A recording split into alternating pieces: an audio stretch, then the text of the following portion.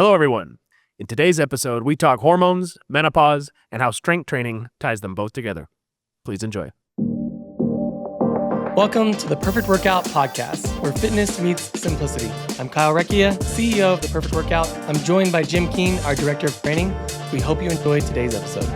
All right, welcome back, everybody. Hey, Jim. What's up? How's it going? I feel great. Yeah? I feel great. Welcome to Colorado. Yeah, we made it up here. I know, it's Beautiful. exciting. We've been recording a lot of these in Austin, which is awesome. It's June. Austin's too hot. It's a little warm. Yeah. It's a little warm. And we got some exciting stuff going on up here in Colorado. Our Denver region, got some cool studios doing some really big things. Yeah, Denver's doing great. Yeah, it's cool to be out here. So yeah, it's exciting. So we're going to kick this episode off today talking about a common question we're getting right now, which is hormones. How does exercise impact hormones? What hormones does it impact? Is it impacting it in a good way, a negative way?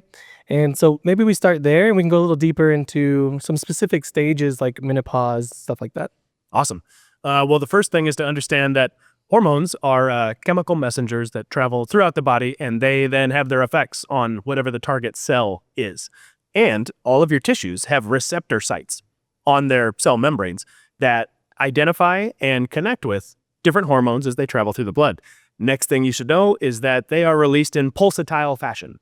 So they're not just the same amount in your blood all of the time. So whatever hormone about which you're talking, whether it's testosterone or estrogen or progesterone or pregnenolone or cortisol or whatever, there's a long, long list. Those are all released by glands in the body at different times for different reasons. And this all functions on like a 24-hour circadian cycle, but there's also other things that you can do to influence the amount that is produced and the timing that's produced. So where it comes to exercise, especially high quality, concentrated contractions of muscle, that causes a series of events. Like, you ever play the game Mousetrap? Yeah. When you're a kid? Yeah. So this hits that and that flings this and the ball does this. This is a little bit like that, where you have a workout and the target muscles contract forcefully in a safe way. And then depending on whether you're a man or a woman, you'll have a testosterone rise, or your receptor sites will become more sensitive. Or we had a question earlier about cortisol, and it's the stress hormone. Cortisol bad. That's usually the message that people get. But cortisol not bad. Cortisol is only bad when it's chronically elevated. It's like the book Why Zebras Don't Get Ulcers. It's that idea of there's high cortisol when the zebra is being chased, but if you survive, then very quickly it goes back down to basement levels and you're fine. So the cortisol is not bad in that case. In fact, it becomes necessary to spur on the fight or flight reaction. Another common release of cortisol is in the mornings. So you are in deep sleep and it's 2 a.m., it's 3 a.m., starting around 4 a.m., cortisol starts to increase slowly. And at a certain point, it wakes you up. So that's part of the waking process. The melatonin descends, the cortisol goes up, and you wake up and you are in a state of alertness, and then it peaks sort of in the morning and then comes back down and has a later peak. But that's a circadian rhythm to that every day. And you need that. You need that to wake up in the morning. You need that to be functional. So our workouts can, much like the zebra being chased, our workouts involve high levels of force production, high levels of fatigue accomplished very quickly. What does that sound like? That sounds like running from a predator. That sounds like fighting a rival. That sounds like this type of hunting. And so that's what we're mimicking on a chemical basis with the hormones in our body. And as a result, we have these downstream adaptations that are highly desirable that we can get. And part of the mix, the recipe of the things that are good and produce this effect happens to be this cortisol spike. And there's growth hormone spike and testosterone spike and all these other desirable things outside of the normal circadian rhythm. But the idea is we don't want to do that all of the time. So it's intense, but it is brief because it's intense. Can we speak a little bit to, so let me see if I heard you right. Hormones. Sometimes hormones, I think, are this big word. It's like, I don't really know what it is, but it's important. What you're really saying here is hormones are messengers, simply. Yep.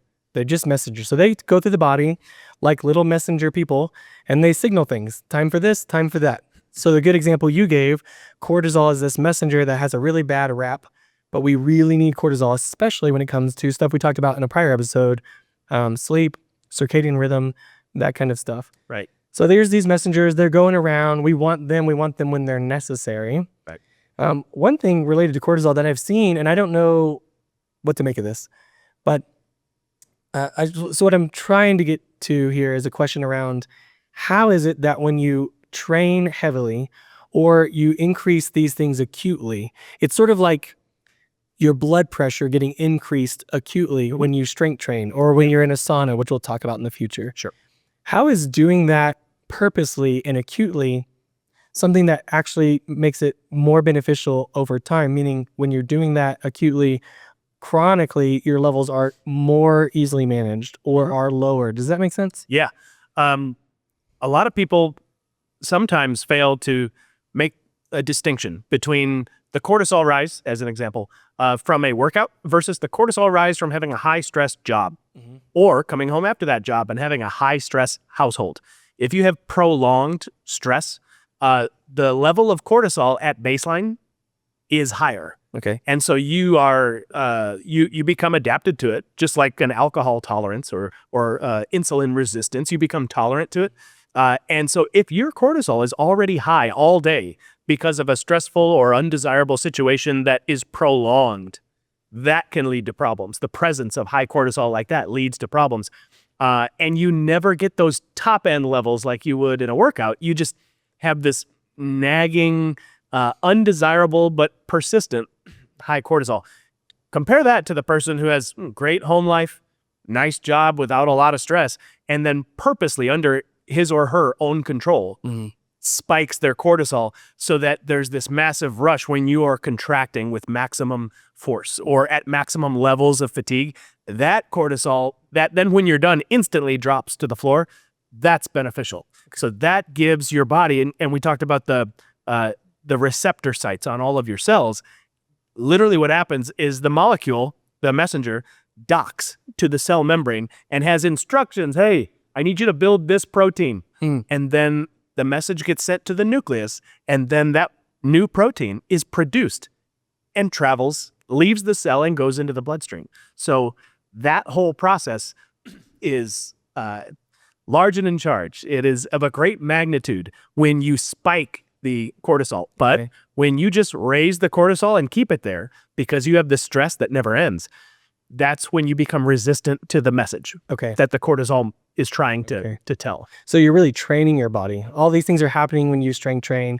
It's sort of that acute stressors that train your body to release these things and to put these things at the right level so that when you're going throughout the rest of your life, the management of these messengers, the management of the receptors are working more correctly and are just more open to the messages. Yeah. Because they haven't been sort of chronically numb to the static. Yep. And we're talking about a lot of these messengers, testosterone, estrogen, etc. Yep. You're keeping those things sensitive enough so that they can do their job when it comes to just day-to-day life, whether it's stress, managing anxiety, sleep, cycles for women. And speaking of, another thing that's really, really, you can't talk about hormones without talking about menopause. Yeah.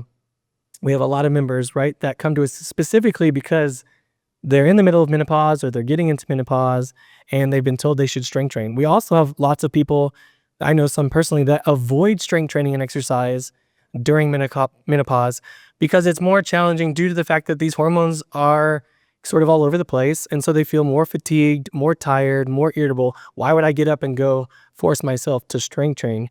Wonder if you can speak a little bit to the benefits of strength training, through menopause. Yeah, I'd say it's very similar to, at the very least, excuse me, when somebody has arthritis. Should I strength train with arthritis? And you go, well, strength training won't fix your arthritis, but I'd rather have arthritis with very, very strong muscles being functional than arthritis and being weak. Strength is never a weakness. Weakness is never strength. So same thing with menopause. The first thing is that even if you still have the symptoms of menopause, wouldn't you rather have those symptoms while being stronger, while being fitter, while being more metabolically capable? And the answer for most people would be yes. The second thing is it's a little bit of a use it or lose it, where, well, I'm having some symptoms of menopause. I don't feel like I should take up strength training right now. I'll go do this other type of exercise. The reason that is a little bit misguided is because any type of exercise has the effects that it does have based on the contraction of muscle against resistance. And whether you're doing Pilates or using elastic bands or going for a jog or whatever it is, any benefit that is derived from downstream effects of contraction with muscle. So you buy into the principle, you're doing Pilates or you're doing yoga, or you're doing whatever. So I know that that contraction with muscle is good for you. Right. And so if we're both on the same side there, why would you not go for the most efficient, the safest, and the most potent type of contraction with muscle, which is the types of workouts we do at the Perfect Workout. Yeah. And so, well, I'm not sure I should go that intensely. Well, you don't have to. Right. So long as you're doing more on a consistent basis than you did previously, you're getting progressive overload. Yeah. You're getting strength training. You're getting the bone density benefit, the tendon and ligament resilience. You're getting the metabolic flexibility. You're burning sugar every time you come in out of your largest reservoir of sugar, the skeletal muscles. Mm-hmm. So you're getting everything that you want, and you don't need to bust a gut and have it be the most intense workout of your life. That's maybe not what we're here for. Right. Maybe for you in that situation, we're just trying to load the muscles. We're just trying to contract against resistance without hurting you, without wasting your time. Yeah. And so this is perfect for menopausal women specifically, because menopausal women need to exercise. I think we can all agree on that. Yeah. And every exercise works only when it works because of the downstream effects of muscle contraction. And it just so happens that what we do at the Perfect Workout is the most targeted, most potent form of muscle contraction against resistance that is available right now. Right. Which you pair those two conversations together. We have hormones, menopause, and then the intensity level here, what happens during menopause. And it brings up the topic of osteoporosis. We don't have time to go into that in this episode, so we'll do that in a future episode. But really, the message today, no pun intended, is hormones. Nice. These are the messengers in your body. And we're no endocrinologists, but the point is, this is another one of those really nice standard yeses across the board. When it comes to hormone management, specifically in challenging times like menopause, strength training is a benefit to managing those messengers, to managing the timing and the sensitivity to those messengers, how they interact with each other, including things like sleep. But the gambit, is why when it comes to managing your hormones, sleep being the most potent thing, Yep. Proper nutrition, proper hydration, Yep. things like other ways of managing your stress. But heavy strength training would be at the top of that list too. So Yep. This is a bullet in the belt, so to speak, that you need to use when it comes to managing your hormones. And when you're in times of hormone disruption, taking this strategy off of the table is not a good idea. Right. Yeah. Cool. Look at that. We solved it. Yeah, we did good. In Colorado, talking about hormones after some good sleep. See? Crushing it. We can go home after this. That's right. Awesome. Cool, man. I'll see you next time. Next time. Thanks for tuning in to the Perfect Workout Podcast. We hope you found today's episode inspiring and actionable. If you're ready to take the next step in your fitness journey, visit us at theperfectworkout.com for more resources, or follow us on Facebook, Instagram, or YouTube. Don't forget to subscribe, leave a review, and share this episode with someone who could benefit. Together, let's make fitness simple, empowering, and a part of life well lived. See you next time.